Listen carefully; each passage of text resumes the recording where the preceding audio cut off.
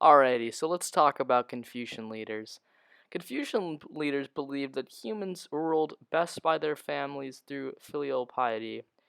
This is basically being good to your parents and family, taking care of them, and engaging with them, but not just your family, but being respectful and being good to the people around you and your ancestors, your neighbors, elders, all of that good stuff.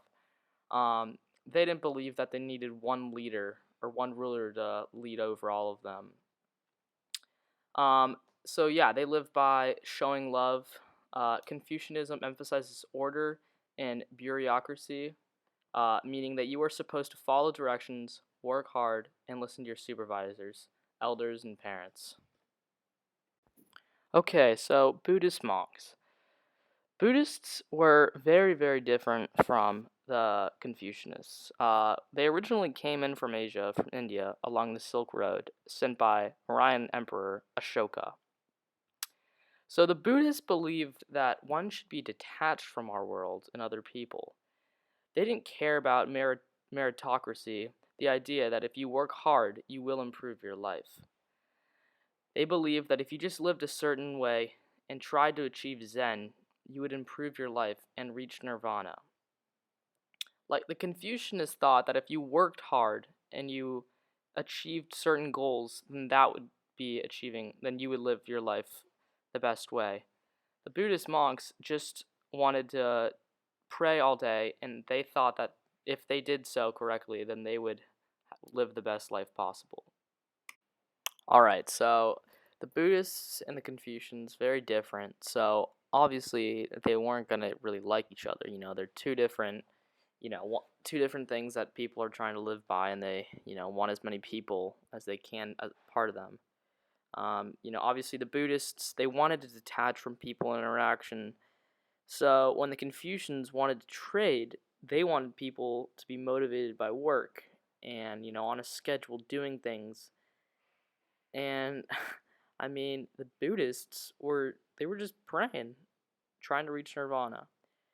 Um, they just wanted to pray, but that's not exactly what the Confucians wanted. They wanted to be working and contributing to their government and society.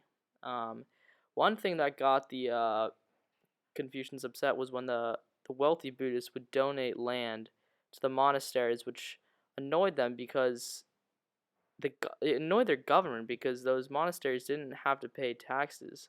So the overall government was losing money with the Confucians. Um, Over time, obviously, Buddhism became very popular, and the Confucians were pretty jealous about that, and that started a bit of a, it made them a little pissed off.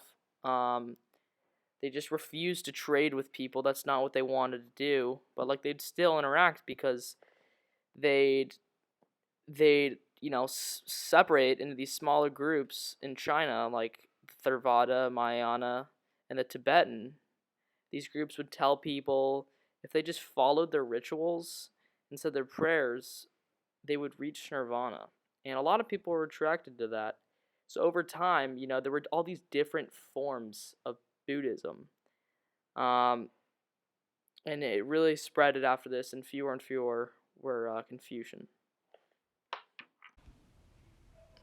Okay, so quick touch up on the Sui, Tang, and Song dynasties. The Sui were the first around. They were around from 581 to 618 CE. The Tang were from 618 to 907 CE, and the Song were from 960 to 1279 CE. The Song, for instance, were in the steel and iron production. That's what they used to trade. And you could see those dates all overlapped, and that was because when one would take over, they'd eventually be taken over by another one. They would expand into different regions, and this expansion allowed for more trading to happen, specifically with their steel and iron. Through trade, they also used champa rice from Vietnam. This was really important because the rice could grow in drier climates, which was very important for these dynasties. Going over the inspect categories, uh, interactions with the environment. They were, in drier climates. They're also surrounded by seas in other countries with mountains and deserts, and that's obviously, where they were able to trade their champa rice. As far as their social life, they wanted to live by respecting elders, ancestor worship, and of course filial piety. You know, Listening to your family and respecting them. Political, they wanted to expand. Take their military into Korea, Vietnam, and Tibet. Not too much about that. Economy. So their increase in population, which would eventually turn out into increase in labor. The increase in labor would give you more porcelain, iron, and steel, which would just mean more trade. And that's why in the Sui, Tang, and Song got new materials because of this increase in population. And that's how they were able to trade so well. The culture, it's Confucianism, legalism, obviously Buddhism, was about spiritualism and attachment.